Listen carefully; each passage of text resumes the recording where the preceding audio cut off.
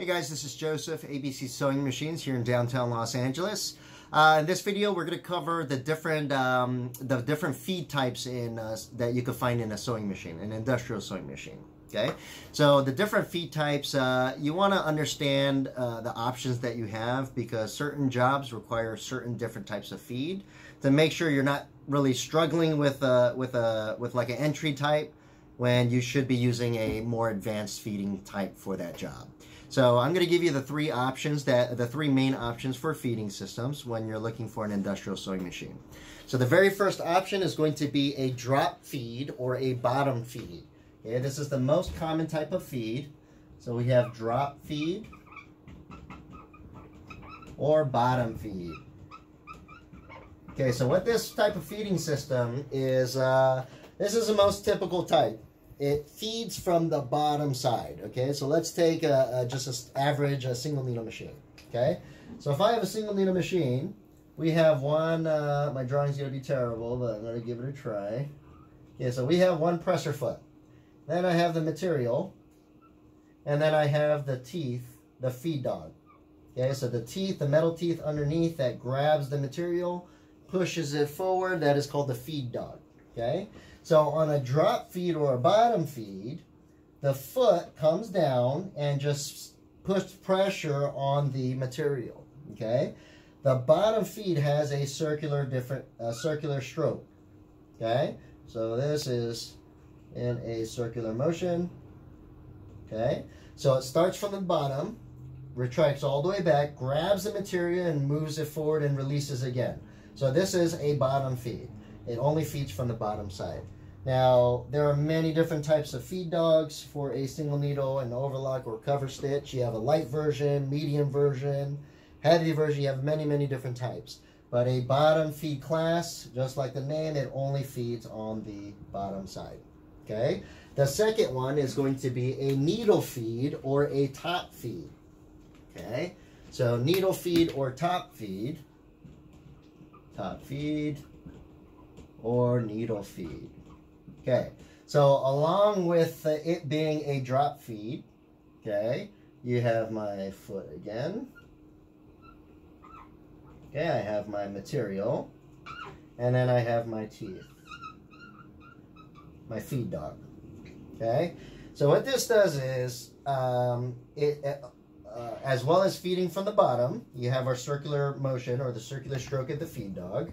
The needle travels together with the bottom feed dog, okay? So how that works is the needle starts from the front, and it travels back. So needle comes down, penetrates the material, the feed dog comes up, grabs the material, and it's kind of wedging the material and feeding it together from the top and the bottom, okay? So we use a needle feed machine when you're working with somewhat of a medium weight.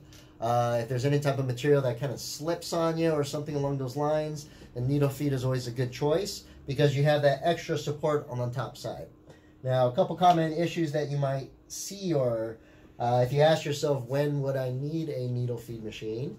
If I have any type of plush material or thick material or slippery material, you want to make sure that it's supporting it from bottom side, top side, and feeding it together. If not, what happens, if it's a bottom feed machine, if the material is thicker or slippery, it only feeds from the bottom, so the bottom material shoots forward, but the top is stationary. So you have that weird kind of a finish at the end where it'll ruffle up on you, or that two ends don't match when you get to the end of that material. Okay, so that is a needle feed or a top feed. Now the next one, which is somewhat of a more popular, the needle feed isn't too popular, but the drop feed is definitely the most popular. And the third one is called a unison feed. Okay, unison feed, or easier term that we use is a walking foot.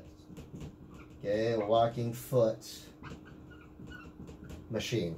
Okay, so a walking foot has every combination of the above. Okay, along with the alternating presser foot.